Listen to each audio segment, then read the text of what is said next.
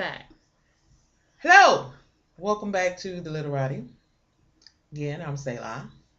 I am Sassafras, Cypress Indigo / Makeda / SCIM. That's going to be her name. Siam.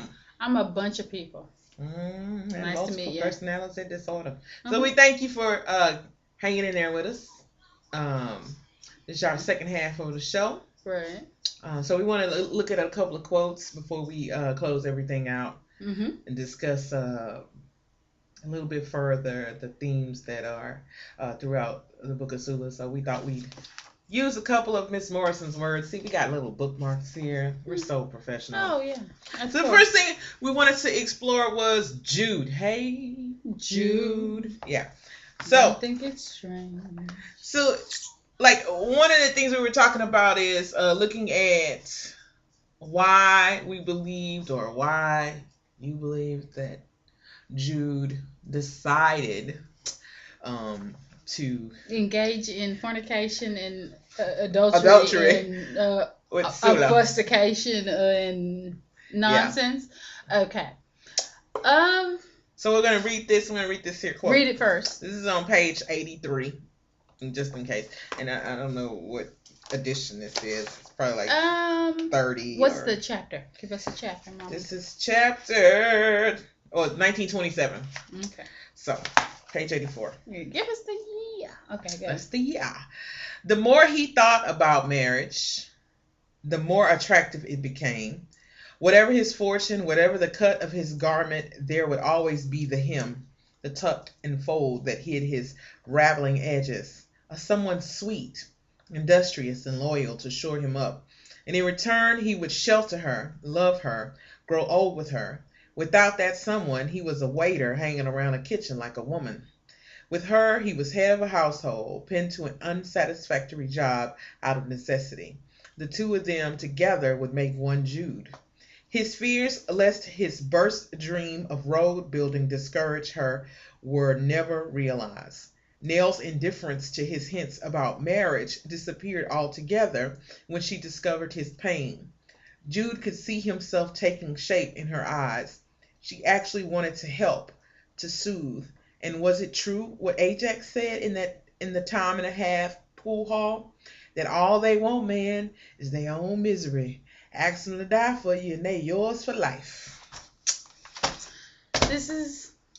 I'm not a man, for the record. Yeah.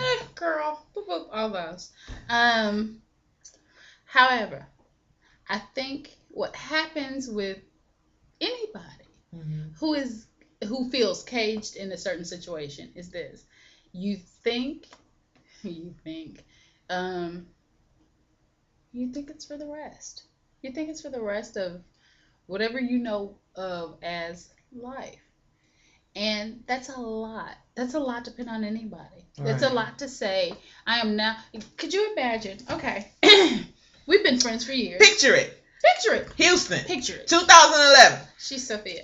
So I say, and I come to you and I say, Nephala Jones and all the other names. For the rest of your life, you have to be connected to me in some kind of way.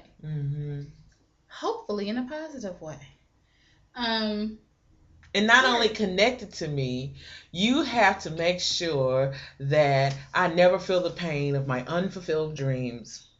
Can you do that for me? Can you also not realize that you are connected to the pain of my unfulfilled dreams? Oh, no. That's. Can you also be everything that I thought I might have wanted to be for about 5.7 seconds and a convenient excuse for my phase? Right. And then take it up because as spousal people. I hate spousal. I think I said it. I think it's ridiculous to think that there's another human being on earth who feels as passionately about you as you once you grow up. So, this is the thing. Nell had no outward goals. Sula had our goals. They just happen to be everybody else's husband, spouse. I'm not saying it's right. It ain't right and it ain't okay. I'm just saying. But she had these outward goals. And she wanted to see. And she wanted to visit. And she wanted to be. And she wanted to do these things. When Nell didn't. Nell wanted to be somebody's wife. At the same time, Jude walked into this thing. It's like you got what you asked for and then you don't want it.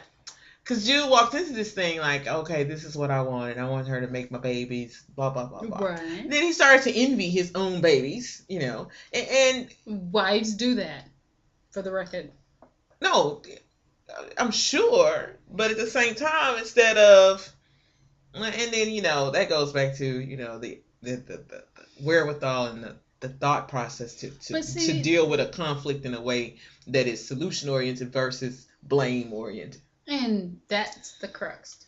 I think one of the things that Nell failed to do, like she purposely, and this is the thing. Okay, wait, 5 seconds for Nell. You know, no, just people in general. Your mate isn't looking to do the thing that pisses you off most. It's not intentionally. Well, most of the time. No, they're seriously, not intentionally trying to tick you off. They're really not trying to tick you off because who wants to live with a person that they ticked off? Right. If I yanked your earring out of your ear right now, would you want to do the rest of this with me? Probably not. And that would be like fighting on tape.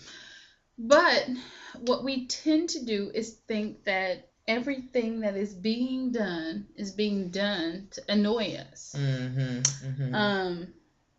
It's a very selfish place that we stand from when we start to think that, you know, people's primary goal is it's not that they're living for themselves. Oh no. It's not that it makes them happy. Oh no. Right. They are they have signed up to make your life miserable. At least that's what we tell ourselves as we feed our own self-pity. Ego. It's really self-pity. It's easier. And so, could Nell have stopped Jude? I think he was setting himself up for disappointment. I think when you look at his thought process when he was trying to get Nell to marry him, when you look at what he was looking for, was basically he wanted the two of them to become one of him. Which, really, dude, really? But I think his expectations of the marriage, of their union, set him up for his disappointment. So again, it goes back to when we talked about in the first half of the show about whether or not that Sula, his relationship with Sula, his temptation to Sula was a symptom.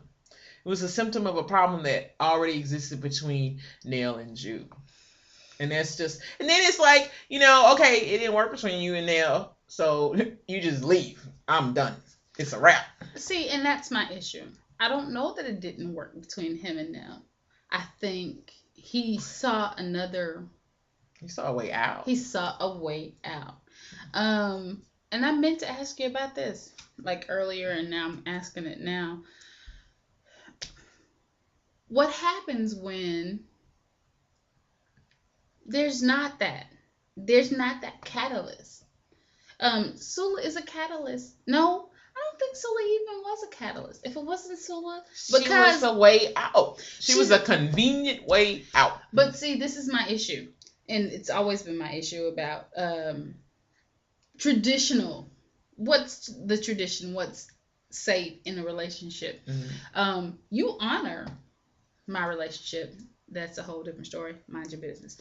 But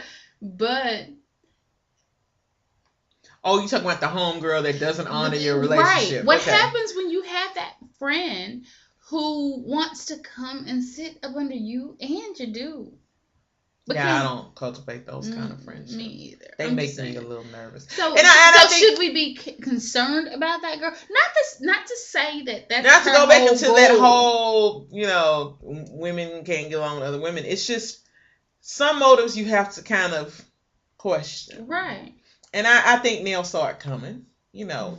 You think why? Well, I think because Nell always kind of thought that she was morally above Sula. Ooh. I mean, cause you got to think about it. The Yes, influences of Nell's mother, who was like super religious, Mm-hmm. and had her straightening her nose, and all these things to be some image of perfection. Right. So even though Nell rebelled against it, even when we rebel against those things that we feel are unfair or not useful in our lives, they still have an impact on us. Agreed. And still subconsciously, Nell thought she was on the higher ground. Like in the end, when Eva was like, "You, Sula, what's the difference?" Right. Say you watched him die. Talking about Chicken Little, when Chicken Little drowned. And that's earlier in the book. We're gonna talk about Chicken Little in about 5 more minutes. Yeah, but one of the things that Eva was saying was, it's the same thing. Right. You may not have lulled him into the water, but you still stood there and watched that boy drown.